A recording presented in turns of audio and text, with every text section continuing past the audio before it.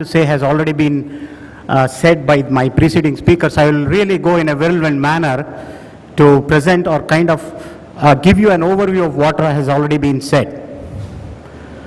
Now, the relationship between these two pictures, we all know about the fantastic address that Vivekananda gave at the Congress of Religions, but what is less well known is the fact that he was called to address about 3 to 4 times by he had to ignore the summons from the chair because of the fear of speaking to about 4,000 people, and he only finally got up to speak in the evening on the first day of the Congress of Religions. So when such a great man, he himself could not conquer fear, we really need not be worried, because the 3 great fears of humans are public speaking, which is called glossophobia, death, and an IR audit.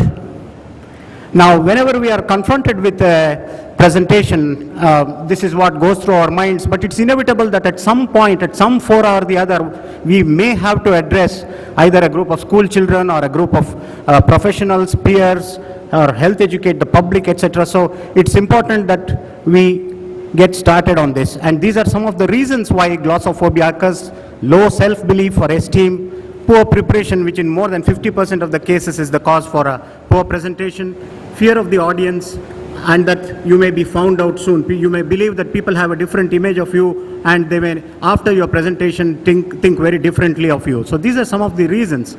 And what's the way out? You have to practice. You will get an overview of the topic with the first presentation, because many times we'll have a slide coming up on the screen and the presenter looking at the screen and say, oh, which is this slide? I had not, okay. You know, that kind of an approach should not happen. And then more practice will help you develop a train of thought. The slide there should stimulate a thought in the brain, and you should be speaking spontaneously the moment the slide arrives there. And if some more practice, the third practice allows you to fine-tune your presentation. You may be making some gestures, some tics, or using the same words repetitively, so you can cut out all these extras when you practice a third time. So I thought of going through all this, which has already been spoken to, but I'll just present quickly because we are short of time. And a presentation basically involves either explaining or educating your audience, and the components of a presentation are you, your audience, your message, and your tools. And what results in a good presentation is a seamless marriage of good content and the delivery style, because the content is only as good as the delivery. So even before the presentation, it's important for us to do the homework, collect all the research material relevant to the topic, because you will have a fund of information from which you can draw upon. You have to mull over the topic. Many times there will be a topic like current concepts in management of CSR, and the person starts off with history of CSR, clinical features, etc., etc. And by the time he comes to the current concepts, his time will be up. So it is better you focus in, zero in on the specific purpose for which the talk has been asked from you. And it takes 3 weeks to prepare a good impromptu presentation, is what Mark Twain has said. And you should be confident, you should be happy that the topic has been given to you, because you are the chosen one. Anyone else could have been asked to speak. So many others were in the fray, but you got the chance. So you should be happy about that.